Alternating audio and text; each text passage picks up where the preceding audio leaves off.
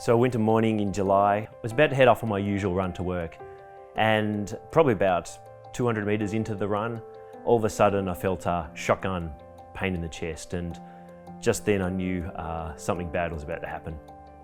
That's when I had my heart attack. The nature of my heart attack, I later discovered, was a STEMI, so it was a full 100% blockage. The ambulance just sped up. It was like doing 100 miles an hour on two wheels, and it flew into the hospital, and from there we headed into ICU, and I was pulled off the trolley onto the operating theatre. This stent came in and it blew open the artery, and the blood came back, and the pain went away. This is an example of the sort of wire that's passed up either from the leg or from the wrist and threaded into this artery. The initial tube put in has a balloon on the end of it. That balloon is inflated, and once the artery is opened up, that tube is then replaced by a tube which on the end of it has a little device called a stent. This stent is then dilated up and locked into place, and the blood flow restored. The first scan, that they did some ECG tests, and they said, your electricals are good. You had a plumbing issue. You had a widowmaker heart attack and you survived. I reckon it's pretty good. You know, I don't have any plumbing issues, and now I've got a stent, and the problem's fixed.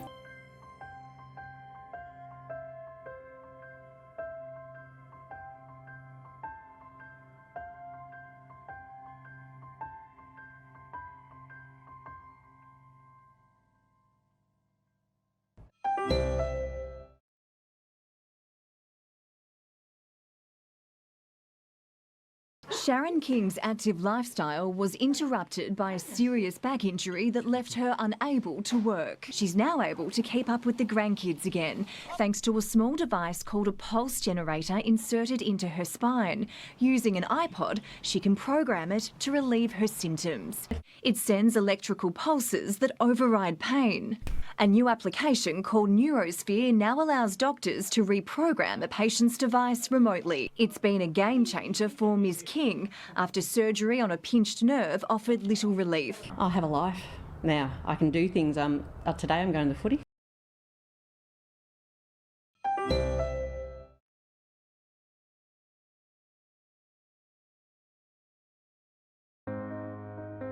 I just would walk with pain for quite a long time, and I went and saw 3 different podiatrists, all of whom predominantly ended up with trying orthotics and different techniques to release bones and things in my feet, none of which worked at all. I did acupuncture, physiotherapy, massage, tried every different home remedy.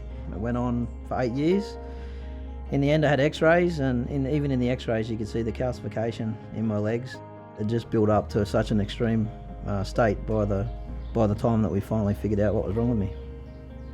There was no answer. The only answer repeatedly throughout the whole process was leading to amputation, which wasn't an outcome I was obviously keen on. Craig's problem was blockage of small arteries which are found below the knee called tibial arteries. And this is caused by diabetes, by the toxic effect of high sugar levels.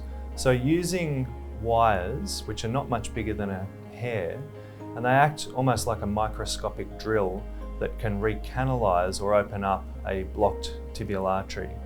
And as a result of Craig's procedure, he had a major and almost immediate improvement in his symptoms.